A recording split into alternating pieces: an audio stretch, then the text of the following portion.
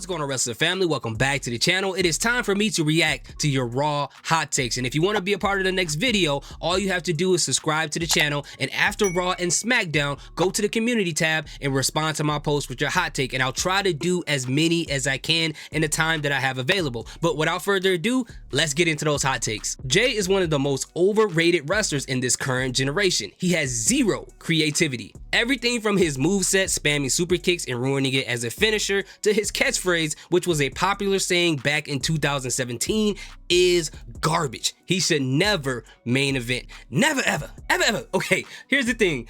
Before I respond to this, I want to ask you a serious question. And you have to be honest. You have to come clean. Dominic Mysterio, is this you? Is this your burner account? Because it sounds like something you would say given the whole situation with Rhea Ripley and Jey Uso. Like, I don't know. But you know what? I'm just joking. But all jokes aside, in regards to you saying that Jey is overrated, I would have to highly disagree with that. And this is the reason why. When people don't understand why Jey Uso is over, or any wrestler for that matter, the first thing they like to do is to label them as overrated. Now, in the case of Jey Uso, my question for those individuals would be, what exactly is he overrated in? I haven't heard anyone with a reasonable thought say that Jey Uso is one of the greatest in-ring competitors of this generation, one of the top 10. Or I haven't heard people say he's one of the top 10 talkers on the mic in this generation. I have not heard anyone say that, so it's like, what exactly is he overrated in?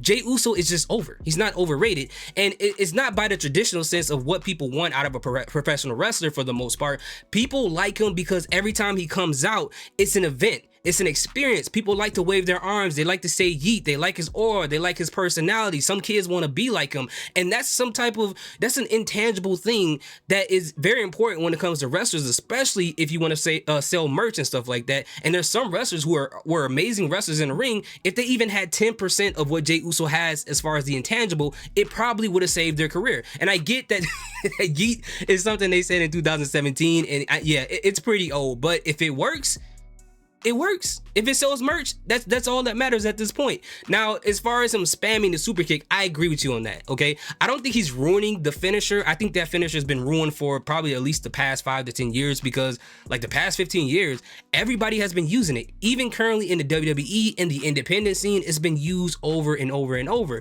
But I did say before WrestleMania 40, before Jey faced Jimmy at WrestleMania, I said they need to give these guys more moves in their moveset, because if they want to tell this story in the ring, a super kick isn't just going to do it. Like, you need more than that. And now with Jey Uso, if he is going to move into the main event, we need to add more moves into his moveset. I know he got the spear now, but we need something that he has of his own that other people within the bloodline does not have. Now, I wouldn't say that he should never main event, but right now, I think his focus should be on the mid-card title. And then I think we should just see where that goes and see where he goes in the future, because you could be wrong about him. You could be right, but there's people have been wrong about. Over a decade ago, people were wrong about Roman Reigns.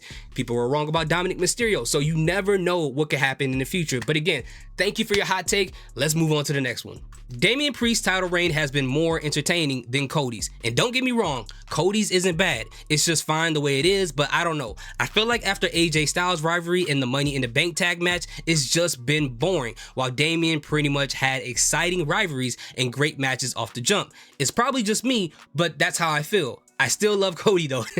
Thank you for giving the Super Saiyan Pastor love, but you know what? I would have to 100% agree with you, and it's for a couple of reasons, okay? For one, Cody Rhodes took the title off of the person who has a ton of aura and one of the greatest title runs involving one of the greatest storylines in the history of WWE and even in pro wrestling. So when Cody got that title off of Roman, people are like, okay, that's great, you got the title, but now you got to do something with it. Now you got to entertain us, and having that whole momentum shift from having a built-up storyline to someone who basically has to start all over, it's always weird to people, and if it's not as entertaining as the previous, then people are pretty much going to get bored by that. Damien Priest, on the other end, he came into this with no expectations at all. In fact, a lot of people thought that he was just going to be a transitional champion to give that title to Drew McIntyre to help Drew finish his story, but he's exceeded those expectations. People thought that he was going to lose those matches that he was involved in, but he won those matches, and his character has been developing as the time goes on. Also, we got to add to the fact that I feel like Raw won at the draft, because Raw drafted a lot of stars that are very entertaining and have storylines already pre-built so that they can build off of, which benefited Damien Priest, because Damien Priest was personally involved in one of the hottest storylines in WWE and involved in, at this moment, one of the greatest storylines in WWE, personally involved in the whole CM Punk and Damien Priest thing, or CM Punk and Drew McIntyre, I'm sorry, and then he's fully involved in the Judgment Day, where Cody on the other end, after AJ Styles, he is now involved in the Bloodline 2.0, which a lot of people feel is boring. So unfortunately, when you're a champion and you're involved in a storyline, that boring storyline reflects on the championship run. It's unfortunate, but that's just the way it is. So I feel like that's why it's very entertaining, and Cody is pretty much the same person he was when he won the championship. Damien Priest on the other end, you can see his character developing as the storyline around him is developing, so it gives us a lot more to look forward to and be entertained by. And we don't really know what's going to happen with Cody. We know he's not going to lose the title until The Rock comes back, so it's like, what type of stakes are there? Like, he's not going to lose it anytime soon, so why should we kind of care? And as far as the wrestlers there,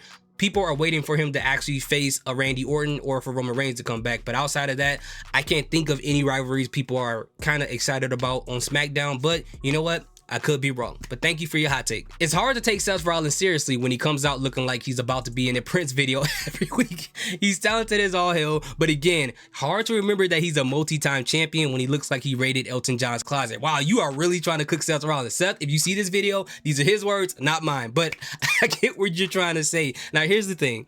When Raw goes over to Netflix, if you think he looks bad right now as far as looking like he wants to be in a Prince video, when Raw goes to Netflix, he's gonna wear them Prince pants with the booty cheeks cut out of it, and you know what I'm talking about since you brought up Prince. So it's gonna happen. You just put it out in the ether. But overall, the way he dressed does not really bother me that much. I guess what they're going for is somebody that you look at and laugh at, but you can't beat in the ring, which is basically what Seth Rollins is. I guess that's his character now. He has these different phases, and I guess it doesn't bother me as much as others, because back in the day we were entertained by Goldust. We were entertained by so many people that wore things that were kind of interesting, to say the least. But if that's how you feel, I don't blame you for it. I get it. You're not the first person or the last person I'll hear say the same thing about Seth Rollins as of lately. Liv Morgan not only will win, but I think either Finn or Dom will help to tease the downfall of the Judgment Day, at least for Rhea and Damien, and the start of the new Judgment Day taking form. And this comes from my guy Kicking It with Leo. Go to his channel, hit that subscribe button. I'm going to put a link in the description.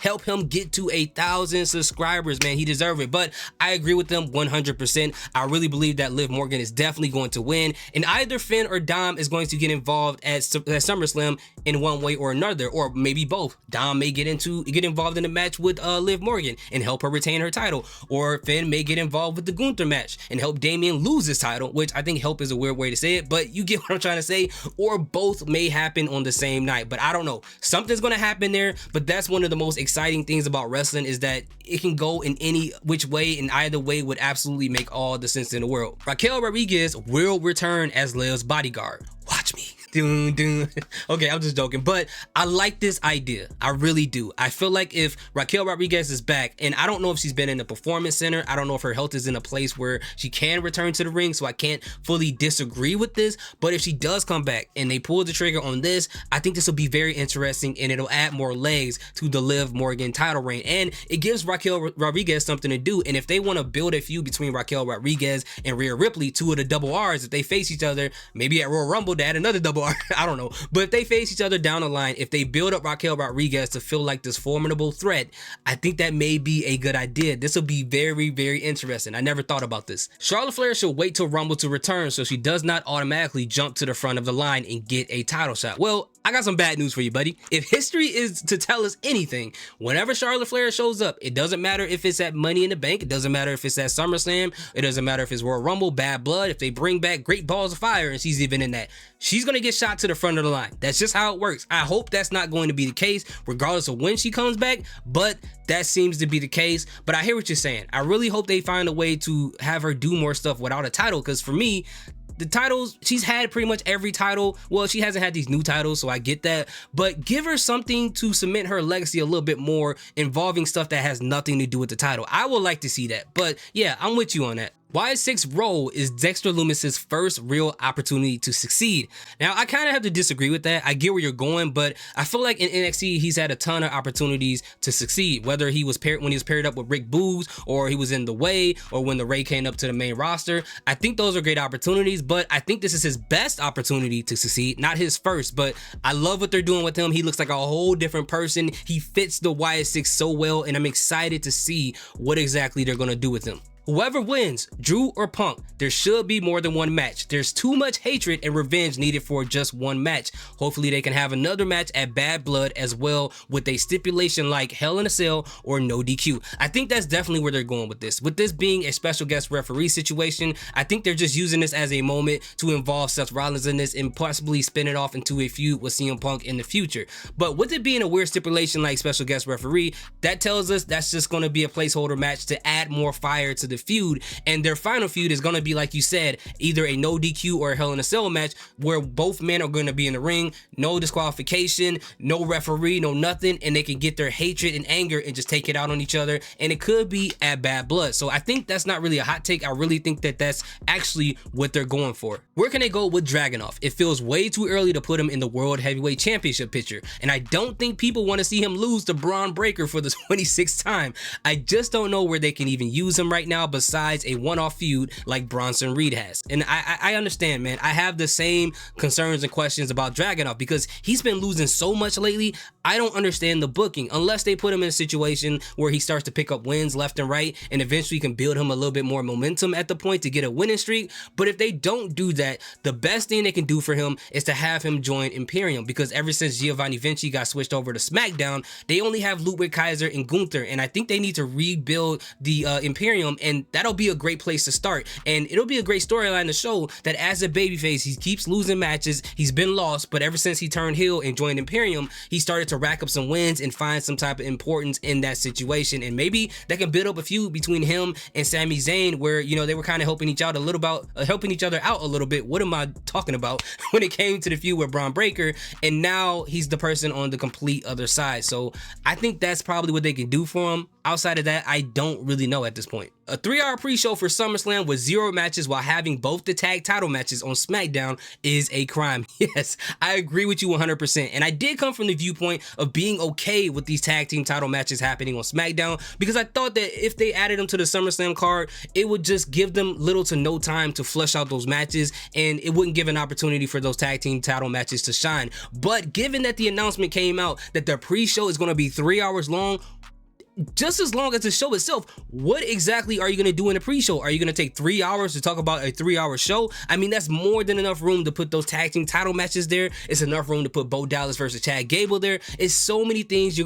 could do there. And I've seen people on Twitter talk about the fact that they believe WWE did this to compete with AEW, of course, because they're having their pay-per-view on the same day, which I don't believe. But it does make you question some things, like, what are we doing with these 3 hours? It just doesn't make any sense to me, but I agree with you 100%. Here's the thought. People have been saying when it comes to DIY versus Bloodline match, Jimmy Uso may come back and help DIY. Personally, I think DIY are going to lose, but there's a possibility that DIY get lucky. Now, personally for me, I don't think Jimmy Uso is going to return at SmackDown, nor do I think he's going to return at SummerSlam. I think he's going to return soon, but at neither of those events, maybe the following, like 2 SmackDowns after SummerSlam or something like that. But I don't think he's going to return when Roman Reigns return. But as far as the DIY match against the Bloodline, it's safe to say that they're going to lose those titles against them, and I would not be surprised if DIY does get lucky from some random roll-up pin on Tama Tonga, and then you got 2 of the most vicious guys in the Bloodline. They destroy DIY to the point where they're hurt and they have to relinquish those titles, and maybe they could revisit that feud later on down the line. I wouldn't be surprised if that's something that happens there, but if they beat DIY clean, I think that would be very unfortunate for DIY. It will be believable just because of Jacob Fatu, but it'll be very unfortunate for DIY with them having this short title run. But that's just my thought on that. So that pretty much wraps up the hot takes for this video. And for those who had hot takes that did not make the video, I apologize. I will go into the community tab and respond to each and every hot take. And I want to thank you guys so much for your submissions, for supporting me, and thank you for watching this video. Salute, peace, have a good day.